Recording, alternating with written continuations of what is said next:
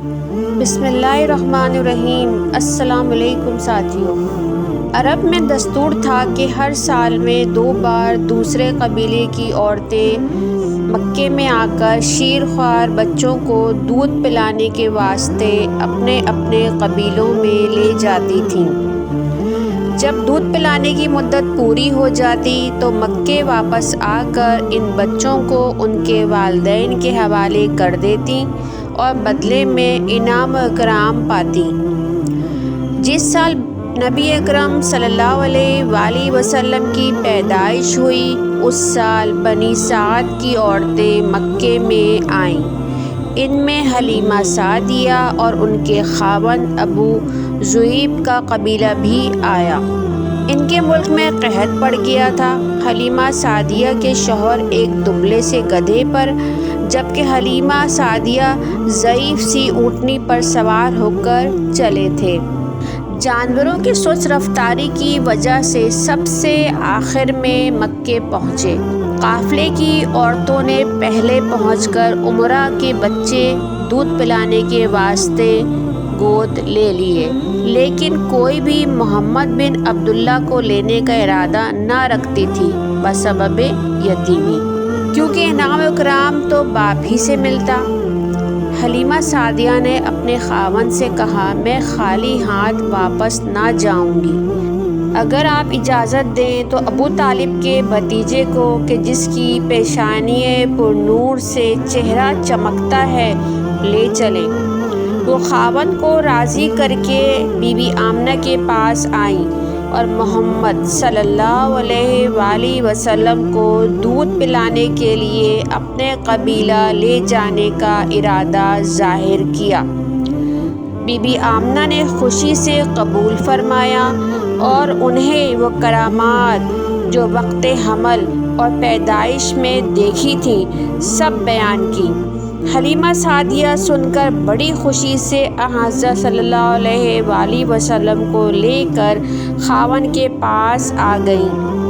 حلیمہ سعدیہ فرماتی ہیں کہ قسم پروردگار عالم کی، محمد صلی اللہ علیہ وآلہ وسلم نے ہمیشہ ایک چھاتی سے پیٹ بھر لیا اور دوسری چھاتی اپنے رضاعی بھائی کا حق سمجھ کر چھوڑ دیتے تھے۔ محمد صلی اللہ علیہ وآلہ وسلم کی آمد کی برکت سے میری اونٹنی جو کہ کمزور تھی تندرست ہو گئی اور اتنا دودھ دینے لگی کہ ہم سب گھر والے سیر ہو کر دودھ پیتے۔ محمد صلی اللہ علیہ وآلہ وسلم کے آنے سے میرے گھر میں برکت ہی برکت ہو گئی۔ قافلے کی ساری عورتیں ہم پر رشک کرتی کیونکہ واپسی کے سفر میں میرا گدھا سب سے آگے آگے نکل پڑا تھا۔ مکہ آتے وقت جتنی مشکلات اٹھائیں اتنے ہی آرام سے ہم وطن کو پہنچ گئے۔ ملک کی تمام بکریاں قحط کے سبب ہڈیوں کا ڈھانچہ بن چکی تھیں، دودھ تو کیا دیتی، جبکہ ہماری بکریاں دودھ سے ہمارے برتن بھر دیتی تھیں۔ لوگ برکت کے لالچ میں اپنی بکریاں ہماری بکریوں کے ساتھ چراتے، وہ مال سے محروم اور ہم بکریوں کا دودھ حاصل کر کے مالا مال تھے۔ 2 برس کے عرصے میں محمد صلی اللہ علیہ وآلہ وسلم ایسے توانا اور صحت مند ہوئے کہ جیسے 4 برس کا بچہ ہو۔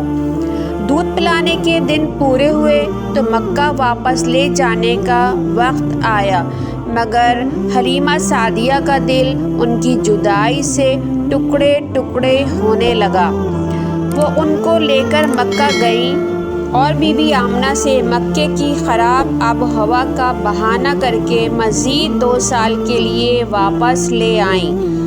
حضرت محمد صلی اللہ علیہ وآلہ وسلم کی عمر مبارک جب 4 سال کی تھی تو ایک روز حضرت حلیمہ سعدیہ سے فرمایا، میرے بھائی دن کو بکریاں چرانے جاتے ہیں، مجھے بھی ان کے ساتھ کر دیا کریں۔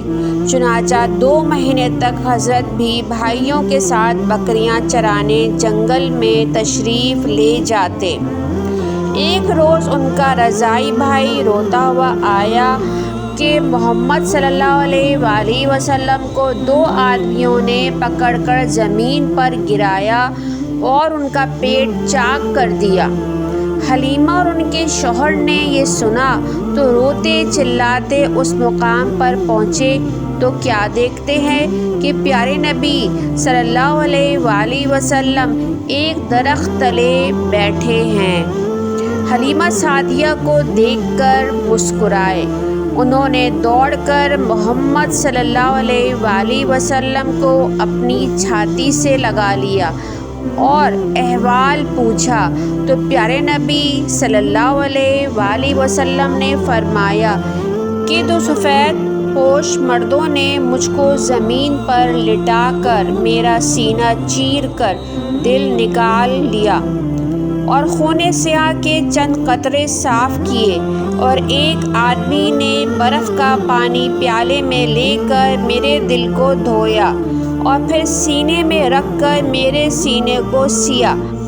مجھ کو ذرا بھی درد معلوم نہ ہوا۔